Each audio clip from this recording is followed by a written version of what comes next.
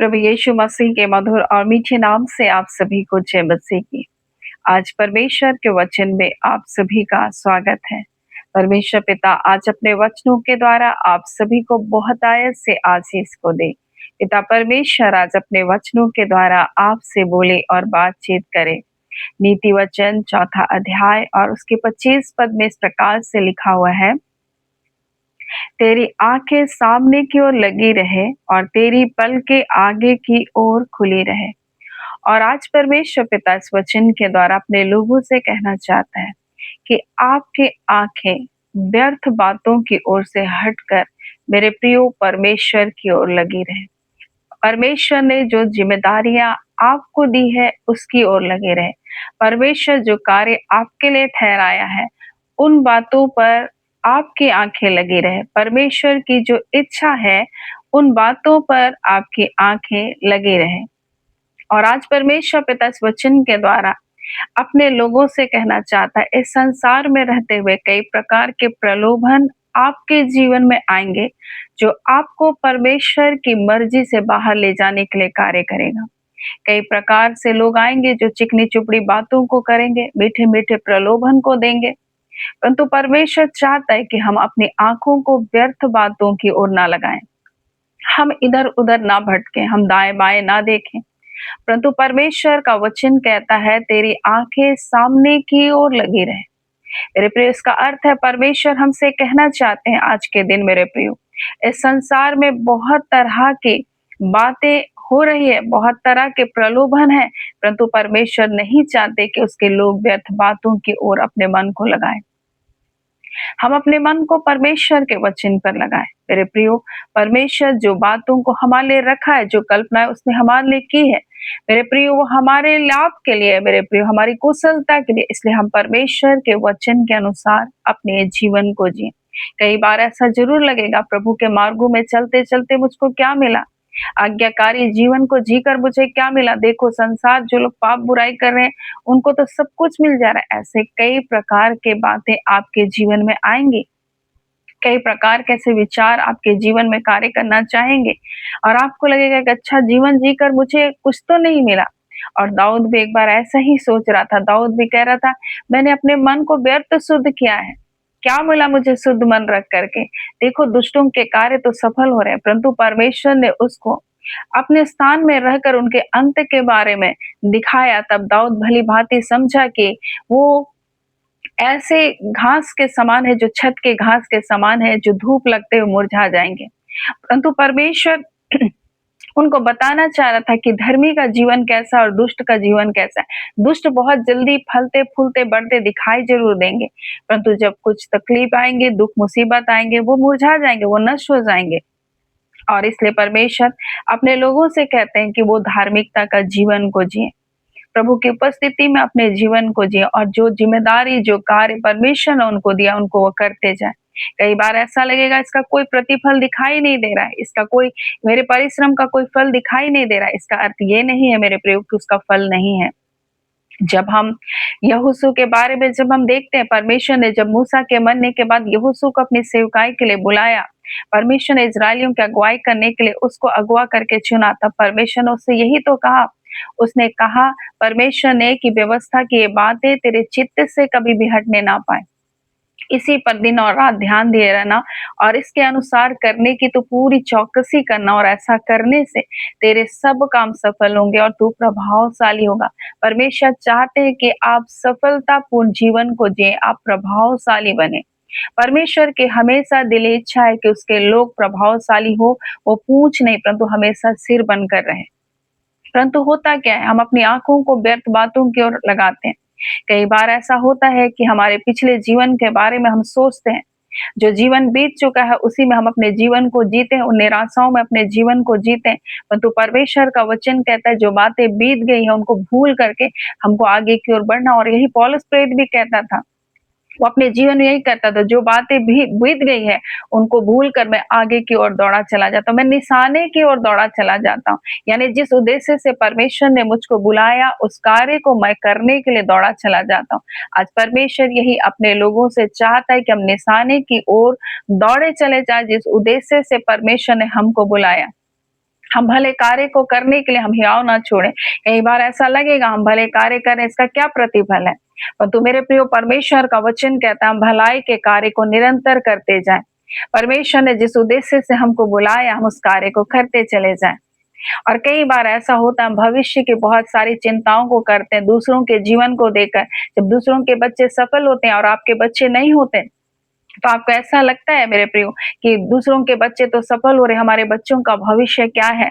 हमारे बच्चों का जीवन कैसा होगा? परंतु मैं आपसे कहना चाहती हूँ मेरे प्रियो, ऐसा नहीं है कि आपके बच्चों को बहुत अच्छा जॉब मिले तभी वो अच्छा जीवन को जिएँगे। परमेश्वर कैसे भी करके अपने बच्चों को ऊँचा उठाना जानता है।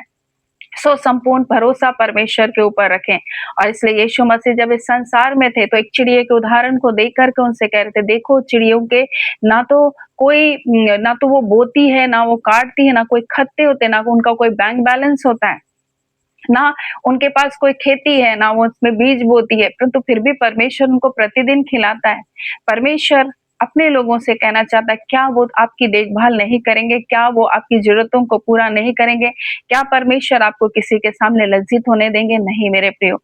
एक चिड़िए के उदाहरण को देकर यीशु मसीह कहते, देखो तुम डरो मत किसी भी बात से भयभीत मत हो। क्योंकि एक चिड़िया भी भूमि में गिरती नहीं है परमेश्वर की अनुमति के बगैर मेरे प्रियो। फिर हम कितने कीमती हैं आप सोच कर देखिए। मेरे प्रियो, परमेश्वर ने जिसको अपने स्वरूप, अपने समानता में बनाया, परमेश्वर क्या उसको गिरने देगा? क्या उनको लज्जित होने देगा? क्या किसी के सामने उनको शर्मिंदा होने देगा? नहीं। मेरे प्रियो, इसलिए मैं आज आपसे कहना चाहती हूँ कि अपनी आँखों को परमेश्वर की ओर लगाएँ। हमारी सहायता करने वाला परमेश्वर वही है, हमारे लिए उपाय करने वाला परमेश्वर वही है। हर परिस्थितियों में मेरे प्रियो हमको उठाने वाला परमेश्वर वही है। वो अपने धर्म में दाहिने हाथ से हमको संभाल कर रखने वाला परमेश्वर है। इसलिए मेरे प्रियो, किसी भी बात में भयभीत ना हो, चिंता ना करें, व्यर्थ विचारों में अपने जीवन को ना जिएं। परंतु जिस लक्ष्य के लिए, जिस योजना के लिए परमेश्वर ने हमको बुलाया है, उस अनंत जीवन के लिए हम उसको पकड़ करके रखें। कोई भी व्यर्थ बातें, कोई भी संसार का प्रलोभन, आकर्षण, मेरे प्रियो, पाप, बुराई हमको परमेश्वर से दूर करेगा। करने के लिए शैतान कई प्रकार की योजना को लेकर आता है, लेकिन हम उसमें उलझने ना पाए, हम उसमें फंसने ना पाए मेरे प्रियो। और यही तो परमेश्वर आज अपने वचन के द्वारा हमसे कहना चाहता है। हो सकता है कई बार ऐसा लगे कि क्या हो रहा है, परंतु हमको जो कार्य हमको दिया गया हम उसको करते जाएं। जब हम रुत की पुस्तक को जब हम पढ़ते हैं, रुत की पुस्तक में हम इस प्रकार से देखते हैं, रुत जब अपनी सास के साथ बैतलहम को जब लौट कर आती है, सास और बहू दोनों अकेले, दोनों विधवा, और उनके लिए खाने के लिए कुछ नहीं है। उनके घर टूटे हुए होंगे इतने दिनों में, सब कुछ खत्म हो चुका था, परंतु रुत ने एक निर्णय लिया कि वो किसी खेत में जाकर के काम करेगी ताकि उनका भरण पोषण हो सके। सास ने अनुमति दी, वो गई, और लिखा है संयोग से वो बोआज के खेत में गई। और बोआज के खेत में जब गई मेरे प्रियो, तो वहां इस प्रकार से लिखा हुआ है, तब बोआज ने रूत से कहा, है मेरी बेटी, क्या तू सुनती है? किसी दूसरे के खेत में बिनने को ना जाना।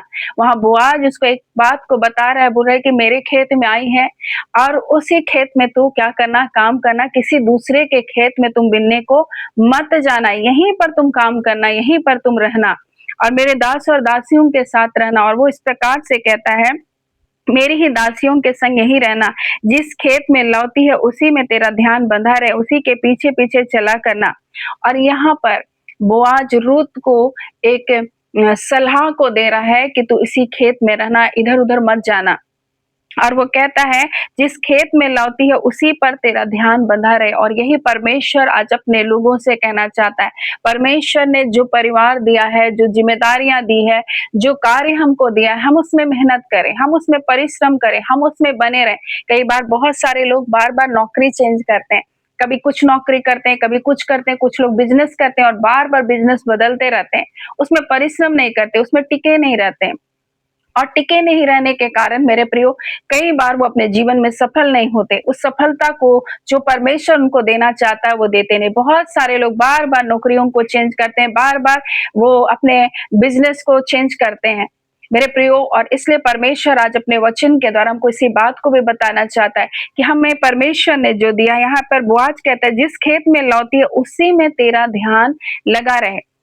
और इस प्रकार से जब नओमी भी अपने बहू को कहती है, तो इस प्रकार से कहती है नौमी ने अपने बहू रूत से कहा, मेरी बेटी, यह अच्छा भी है कि तू उसकी उसी दासियों के साथ-साथ जाया करे और वह तुझे दूसरों के खेत में ना मिले।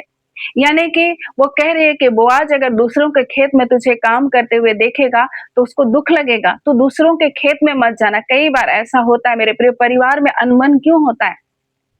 परिवार में पति-पत्नी के बीच में अनबन इसलिए होता है मेरे प्रियो, कई बार स्त्रियाँ जो होती है, दूसरे लोगों से, दूसरे पुरुषों से बातचीत करती है और बहुत तो ज़्यादा गहरा रिश्ता वो करती है। हालाँकि उसके मन में कोई बुराई नहीं होती, वो खुले विचारों वाली होगी तो ऐसे ही बात करेगी। परंतु इसके कारण परिवारों में भी कई प्रकार के क्या आती है, दुविधाएँ आती है, परिवार में कई प्रकार के शक को शैतान उत्पन्न करता है और कई प्रकार से दूरियों को लेकर आता है। तो आज हम इन बातों को समझने की आवश्यकता है। यहाँ नौमी भी अपनी बहू रूत को बता रही है कि बोआज तुझे किसी दूसरे के खेत में देखने ना पाए, दूसरे के खेत में मत जाना। और आज परमेश्वर अपने लोगों को एक दायरे में रखने के बारे में भी बताता है। कई बार हम अपनी सीमाओं से बाहर गलत कार्य की ओर या गलत मित्रता और गलत संगति में जब चले जाते हैं मेरे प्रियो, ये कई बार हमारे परिवार के और हमारे जीवन के भी नष्ट होने का कारण बनता है। और इसलिए आज परमेश्वर पिता अपने वचन के द्वारा हमको बताना चाहता है कि हमारी आंखें सामने की ओर लगी रहे, हम व्यर्थ बातों की ओर अपने मन को ना लगाएं। व्यर्थ बातों में, व्यर्थ मित्रता और व्यर्थ चीजों में जब हम अपने जीवन को जीते मेरे प्रियो, वो हमारे जीवन को तहस नहस करता है। और परमेश्वर पिता आज अपने वचन के द्वारा हमसे इन्हीं बातों को बताता है। और यहाँ पर इस प्रकार से लिखा है कि यहाँ पर इसलिए रूत जौ और गेहूं के दोनों की कटनी के अंत तक बिनने के लिए बोआज के दासियों के साथ साथ लगी रही और अपनी सास के यहाँ रहती थी। देखिए, वो अधीनता का जीवन को जीती थी और दोनों सीजन, यहाँ लिखा है जौ की कटनी और गेहूं दोनों की कटनी में उसी खेत में बनी रहे। कई बार हम अपने जीवन में बहुत जल्दी बदलाहट को चाहते हैं। हम अपने जीवन में, हमको लगता है सब कुछ तुरंत परिवर्तित हो जाए। हम परमेश्वर के पास आए और हम परमेश्वर से कहते हैं, प्रभु मेरी स्थितियों को आप बदल दीजिए। परंतु हम धीरज नहीं धरते। परंतु यहाँ पर रुत के जीवन को देखिए, वो सास के अधीनता में जीवन को जी रही थी। वो परदेश में थी, जो जहां उसके अपने लोग नहीं थे, उसके जीवन को आप देखिए, और वो एक अधीनता का जीवन को जी रही थी। और जैसे उसके सास ने उससे कहा, जैसे बोआज ने उससे कहा था, वैसे ही वो कार्य को कर रही थी। और उसी खेत में, जो जिस खेत में वो शुरू के दिन गई थी, उसी खेत में अंत तक वो बनी रहे। और अंततः हुआ क्या, इसका परिणाम आप जानते हैं। वो जो खेत में सिला को बिन रही थी, जो जो कटनी के बाद जो दाने जमीन में गिर जाते थे, जिसको चुन करके वो इकट्ठा करके अपने परिवार का भरण पोषण करी थी, वो एक दिन उस खेत की मालकिन बनी। वो एक दिन उस सारे, जिस जगह में वो चल रही थी, जिन जगहों में वो एक नौकर से भी, दास और दासी से भी नीचे के स्तर में थी, उस खेत की क्या बन गई, मालकिन बन गई। आज मैं आपको क्या बताना चाहती हूँ, जहां कहीं भी आप हैं, परमेश्वर चाहता है कि वहां स्थिरता के साथ आप बने रहें। आपके परिवार में हो सकता है कई बार ऐसा लगेगा और आपको लगेगा दूसरे लोग बहुत अच्छी बातों को करते हैं, परंतु मेरा पति मेरी कदर नहीं करता, मुझसे कड़वाहट की बातों को करता है। परंतु मैं आज आपको बताना चाहती हूँ मेरे प्रिय, वही परिवार एक दिन आपके लिए क्या होगा, खड़ा होगा। वही परिवार में आपको आदर मिलेगा। अगर आप व्यर्थ बातों की ओर, और जो लोग बहुत मीठी मीठी बातों को करते हैं उनकी ओर अगर भटक जाएंगे मेरे प्रियो, तो एक दिन आपको रोना पड़ेगा। परमेश्वर नहीं चाहता है कि आप परमेश्वर की इच्छा के विरुद्ध में आप कार्य करें। मेरे प्रिय, परमेश्वर आज किसी से बातचीत कर रहा है। परमेश्वर नहीं चाहता है कि आप परमेश्वर की इच्छा के विरुद्ध कार्य करें, क्योंकि विवाह का जो रिश्ता होता है वो पवित्र होता है मेरे प्रियो। और जब पति पत्नी, जिसको परमेश्वर ने जोड़ा है मेरे प्रियो, आप उसे तोड़ने का प्रयत्न ना करें। कई बार बाहरी आकर्षण बहुत अच्छा लगता है, परंतु मेरे प्रियो वो एक दिन सब कुछ नाश कर देता है। इसलिए आज परमेश्वर पिता अपने वचन के द्वारा अपने लोगों से कहना चाहता है, हम कई बार भविष्य में अपने जीवन को जीते हैं, हम भविष्य के चिंताओं में अपने जीवन को जीते हैं, भूतकाल के विचारों में अपने जीवन को जीते हैं, परंतु परमेश्वर कहते हैं आज की चिंता कर। मेरे प्रियो, कई बार हम कल की चिंता करते हैं, परंतु परमेश्वर कहते हैं आज ही का दिन तुम्हारे लिए काफी है। कल की चिंता, अपनी चिंता आप कर लेगा। परमेश्वर कहता आज जो कुछ है हम उसका सामना करें। कई बार दुख तकलीफ हो सकती है, परंतु हम उनका सामना करें, हम उससे भागे ना, हम उन तकलीफों को देखकर भागे ना। वो तकलीफ हमेशा नहीं रहने की है, वो दुख हमेशा नहीं रहने का है। मेरे प्रियो, कई बार जब मनुष्य को कोई कुछ बोल देता है, दुखी हो जाता है और दुखी होने के कारण वो पिछली पुरानी बातों को भी याद करके लेकर आता है और वो जो समस्या बहुत छोटी-सी थी उसको बहुत बड़ा कर देता है। परंतु परमेश्वर आज नहीं चाहता है कि आप उन बातों को पकड़ करके निराश होकर के अपने जीवन को जिए, परंतु आज जो परमेश्वर ने जो दिन दिया आप इसमें आनंदित होइए। परमेश्वर आपसे प्रेम करता है, आपकी चिंता करता है, आपकी देखभाल करता है, आपके लिए यहोवा यिरे है, आपके लिए उपाय करने वाला वो परमेश्वर, आपके लिए सब कुछ पूरा करने वाला परमेश्वर है। सो मेरे प्रिय, आप आनंदित होइए क्योंकि आपका पिता आपके लिए है, जो आपकी चिंता करता है, वो आपकी देखभाल कर सकता है, वो आपकी परवाह करता है, आपके आंसुओं को कुप्पी में रखने वाला है आपका पिता। वो आपका पिता है जो आपके हर पल के ऊपर, हर हर घड़ी जो आप जिन परिस्थितियों से होकर गुजरते हैं, उस पर उसकी नजर है। और ऐसा नहीं है कि आप जिन दिखों से होकर जा रहे हैं, जिन तकलीफों से होकर जा रहे हैं, उससे वो अनजान है। परंतु परमेश्वर उन रास्तों से लेकर, रोने की उन तराई से लेकर मेरे प्रिय एक दिन आपसे जय जयकार भी कराएगा। सो परमेश्वर पिता आज अपने लोगों से कहना चाहता, आपके आंखें सामने की ओर लगी रहे, व्यर्थ बातों से अपने मन को, अपनी आंखों को, अपने सोच को हटा लीजिए। सो परमेश्वर पिता इस वचन के द्वारा आप सभी के जीवन को बहुत ऐसे आशीष को दे। आमीन। आइए हम प्रार्थना करेंगे। धन्यवाद देते हैं प्यारे पिता परमेश्वर, प्रभु यीशु के नाम से अब आपके पास आते हैं प्रभु। हम आपका धन्यवाद देते हैं पिता, और आपके लोगों के लिए आप ये चाहते हैं कि आपके लोग व्यर्थ बातों से अपने नजरों को हटाकर आपके वचनों पर अपने मन को लगाए, क्योंकि जो वचन के ऊपर मन को लगाता है वो कल्याण को पाता है पिता। हाँ खुदान परमेश्वर, इसलिए आपका वचन भी यही हमें सिखाता है प्रभु जी, मेरे वचन को ध्यान धर कर सुन प्रभु जी। हाँ पिता परमेश्वर, क्योंकि आप अपने लोगों से चाहते प्रभु जी कि आप के लोग उन भलाइयों को परमेश्वर पाए अपने जीवन में, और जब वचन के अनुसार चलने की जब आपके लोग चौकसी करते हैं प्रभु, निश्चय वो सफल होते हैं और प्रभावशाली होते हैं प्रभु जी। और इसमें कोई दो राय नहीं, परमेश्वर की बातें नहीं होगी, परंतु निश्चय करके परमेश्वर जो वचन के ऊपर अपने मन को लगाता है और आपकी इच्छा के अनुसार जीवन को जीता है प्रभु जी, आप उसे पूछ नहीं परंतु शिरोमणि बनाएंगे। आप ऊंचा रखेंगे परमेश्वर पिता, आप नीचे नहीं रखेंगे पिता। खुदान परमेश्वर पिता प्रभु, हम आपका धन्यवाद देते हैं, हम आपकी स्तुति, बड़ाई और प्रशंसा करते हैं। खुदावन परमेश्वर, स्थिरता का जीवन को दीजिए आपके लोगों को, हर प्रकार के भटकाव के विचार से, चिंताओं से परमेश्वर, आने वाले भविष्य के चिंताओं से प्रभु जी अपने लोगों को आप बचाए रखिए। हम आपके सामर्थ्य हाथों में आपके प्रियजनों को सौंपते हैं कि भाई बहनों को, बच्चों को, जवान बेटे बेटियों को आपके अधीनगी में देते हैं प्रभु। सिर से लेकर पैर की नख तक अपने लहू में ढांपे, हर प्रकार के गलत विचारों के बंधन टूटे यीशु के नाम से। खुदावन परमेश्वर पिता, आपकी कुशलता, आपके कल्याण की हम घोषणा करते हैं प्रभु जी। अगर किसी प्रकार के अदृश्य परमेश्वर प्रभु जी, हाँ पिता, रुकावटों में आपके बच्चों का जीवन है, अदृश्य रूप से किसी भी प्रकार का खुदावन परमेश्वर शत्रु के बंधन है, तो अभी इसी घड़ी यीशु मसीह के नाम से वो सारे बंधन टूट जाए प्रभु जी।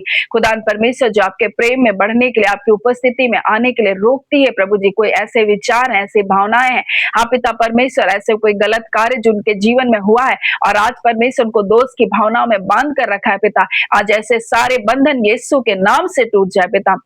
क्योंकि प्रभु आप दया करने वाले परमेश्वर है प्रभु, आप क्षमा करने वाले परमेश्वर है प्रभु जी। खुदान परमेश्वर, एक बार फिर से मौका देने वाले परमेश्वर हैं, और इस घड़ी खुदान परमेश्वर, जब आपके लोग आपके पास पछतावे हृदय के साथ आए हैं पिता, आप उनके पाप अपराधों को क्षमा कीजिए, अपने गले से लगा लीजिए, और इसी घड़ी अपनी तसल्ली को उनके जीवन में दीजिए। अगर वो चिंता के बोझ के मारे परमेश्वर व्याकुल है प्रभु जी, इसी घड़ी अपने हाथ को उनके ऊपर रख दीजिए मेरे पिता, और इसी घड़ी अपने शांति से अपने लोगों को भर दीजिए मेरे पिता। आपके सिवा परमेश्वर उनका कौन है परमेश्वर पिता? आप जो चिंता करने वाले हैं, उनकी चिंताओं को उठाने वाले परमेश्वर हैं। हाँ मेरे पिता परमेश्वर प्रभु, उनके बोझ को केवल आप ही उठा सकते हैं, उनकी चिंताओं से आप ही उन्हें बाहर निकाल सकते हैं। और इस घड़ी प्यारे यीशु प्रभु, आप पिता उनकी चिंताओं को उठा लीजिए, उनके हर एक बोझ को उठा लीजिए प्रभु, और तसल्ली को, आनंद को और शांति से उनके हृदय को भर दीजिए पिता। उनके परिवार में जो वातावरण बिगड़ा हुआ है परमेश्वर, उनके परिवार में जो अनबन है, लड़ाई और झगड़े हैं, और परमेश्वर जो दूरियां है प्रभु, जो सारे बंधन टूटे, और परमेश्वर परिवारों में मेल मिलाप और शांति होने पाए, एक दूसरे का हृदय एक दूसरे के साथ जुड़ने पाए, हर प्रकार के कटुता, कड़वाहट, बैर के जो वचनों को बोला गया और उसके कारण जो हृदय दुखी है परमेश्वर, आज उनके हर एक दुखी हृदय को प्रभु जी आप छू लीजिए और उन्हें चंगा कीजिए। खुदावन परमेश्वर प्रभु जी, हाँ मेरे पिता परमेश्वर, जो पिता आज भटक रहे अपने जीवन में काम को लेकर, हाँ पिता व्यवसाय में सफल नहीं हो रहे प्रभु, आज पिता अपने वचन के अनुसार जैसा आपने कहा प्रभु जी, आप उन्हें स्थिरता प्रदान कीजिए और जो कार्य करना है उन कार्य के लिए प्रभु जी आप अगुवाई कीजिए। जो बिजनेस करना है उस बिजनेस के लिए आइडियाज आप देने वाले परमेश्वर, उनके लिए बुद्धि को खोलिए, उनकी सोच को खोलिए प्रभु जी, और पिता वो सही बिजनेस में हाथ लगाने पाए पिता।